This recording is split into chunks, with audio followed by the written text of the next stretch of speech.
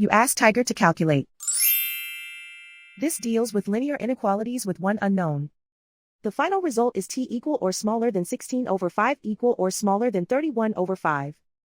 Let's solve it step by step. Group all constants on the right side of the inequality. Subtract 4 from both sides.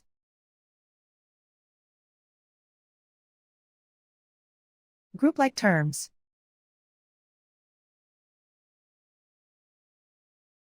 Simplify the arithmetic.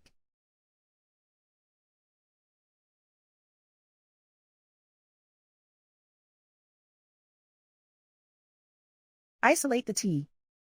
Divide both sides by -5. Whenever you multiply or divide by a negative, reverse the inequality sign.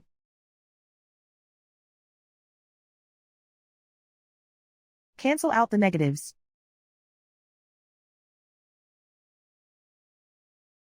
Simplify the fraction.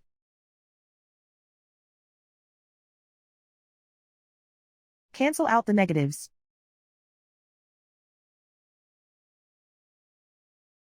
Plot the solution on a coordinate grid.